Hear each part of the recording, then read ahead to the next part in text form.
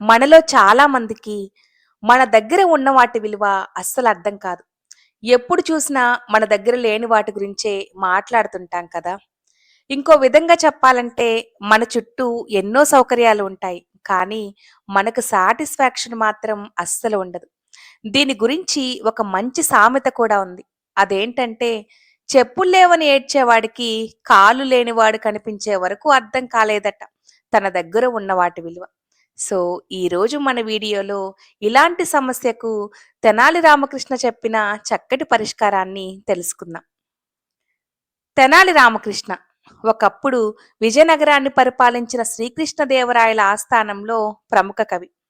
ఆయన ఎన్నో సమస్యలకు చాలా చమత్కారంగా పరిష్కారం చూపేవారు.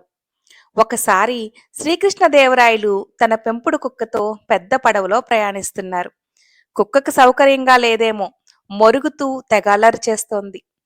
రాయలవారు విసుక్కున్నారు. కుక్కని అదుపులో పెట్టడం ఎవరి వల్ల కాలేదు. అప్పుడు తెనాలి రామకృష్ణ వచ్చి, మహారాజా, తమరు అనుమతిస్తే కుక్కని నేను అదుపులో చేస్తాను అన్నాడు. రాయలవారు సరే అన్నారు.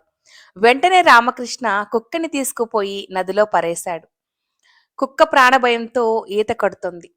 కాసేపయ్యాక కుక్కని మళ్లీ పడవలోకి తెప్పించాడు తెనాలి రామకృష్ణ. అంతే, కుక్క ఒక మూలకు పోయి మొరగకుండా అల్లరి చేయకుండా ముడుచుకొని పడుకుంది. ఆశ్చర్యపోయిన రాయలవారు, ఏం మాయ చేశావు రామకృష్ణ అని అడిగారు. రామకృష్ణ నవ్వేసి, మహారాజా, లోకంలో అందరూ తానున్న స్థితిని తృప్తి పడకుండా ఇంకా ఏదో కావాలని ఆశపడతారు.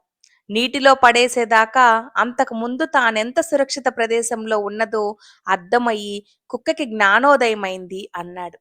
అలాగే ఒక్కొక్కసారి మన పిల్లలకు కూడా ఎన్ని సౌకర్యాలు కల్పించినా అర్థం కానప్పుడు సమాజంలో ఏమాత్రం సౌకర్యాలు లేకుండా జీవించే వారిని గురించి తెలియజేయాలి. పిల్లలే కాదు, పెద్దవాళ్ళమైన మనం కూడా మనం ఉన్న పరిస్థితికి దేవుడికి ఒక థ్యాంక్స్ చెప్పుకొని తృప్తిగా సంతోషంగా ఉండాలి.